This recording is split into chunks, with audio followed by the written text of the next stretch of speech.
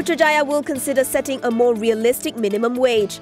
The rate was set at 1,100 ringgit starting January 1st this year, up from 1,000 ringgit a month for Peninsular Malaysia and 920 ringgit a month for Sabah, Sarawak and Labuan.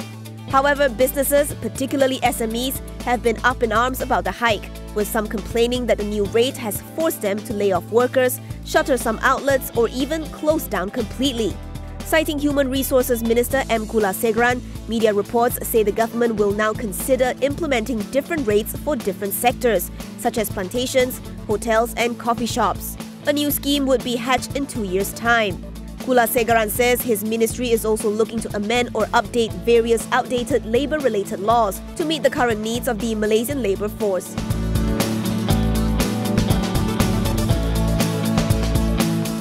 Putrajaya says it intends to take over the country's tolled highway concessionaires in stages.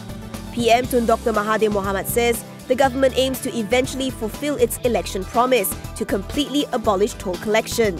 It's just that it's not feasible to buy over every concessionaire and make all highways toll-free at this juncture. The government is currently in talks with Gamuda to take over the concessions of 4 highways: the LDP, Sprint, Kesas and the Smart Tunnel. Once the deal is inked, a congestion charge will be implemented, a plan that has come under fire from some quarters. However, Mahathir explains this charge is still necessary. This is because getting rid of tolls completely would hurt taxpayers, as it would be their monies that would be used to fund the takeovers. He also points out that the tiered rates mean that the highways would be partially free, as people travelling during off-peak hours will enjoy a 30% discount, while those to commute from 11 p.m. to 5 a.m. won't have to pay a cent.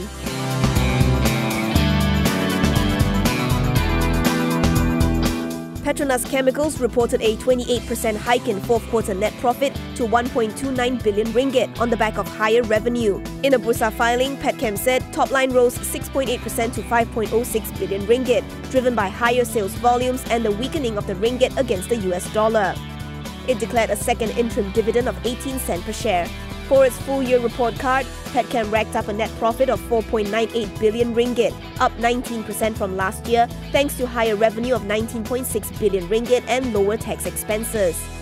On its prospects, Petchem said its operations are expected to be mainly influenced by global economic conditions, forex movements, utilization rate of its production facilities, and petrochemical products prices, which are highly correlated to crude oil prices.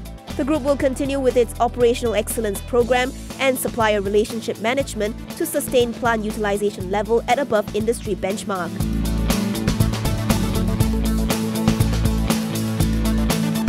Karex, the world's largest condom maker, saw its second quarter net profit halve due to a less favourable sales mix. Net profit for the quarter fell to 1.4 million ringgit, while top line inched up by just 2.7% to 113.55 million ringgit as the increase in cost of goods sold offset the higher sales from its sexual wellness segment. As for the first 6 months of FY19, the group's net profit fell 54.3% to 3.37 million ringgit, while revenue shrank 5.7% to 205.71 million ringgit. In terms of prospects, Karex expects global demand to continue to maintain an encouraging growth trajectory. However, the group remains wary of turbulence in the economic environment that has persisted in recent months. It says erratic condom purchasing patterns have presented a challenging climate to global condom manufacturers. Still, the company remains optimistic and believes its long-term prospects remain intact as it continues to capture orders from new markets.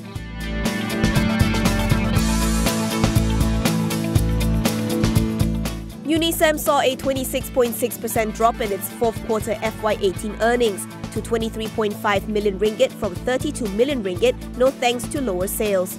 Quarterly revenue also slipped, shrinking 7.2% to 331.8 million ringgit from 357.4 million ringgit the previous year.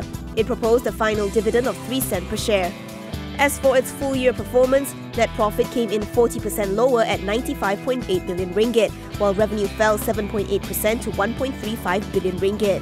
The semiconductor manufacturer said its margins were hit by the depreciation of the US dollar against the ringgit compared with the prevailing rates a year ago. However, the group expects its performance to remain satisfactory for the next financial year.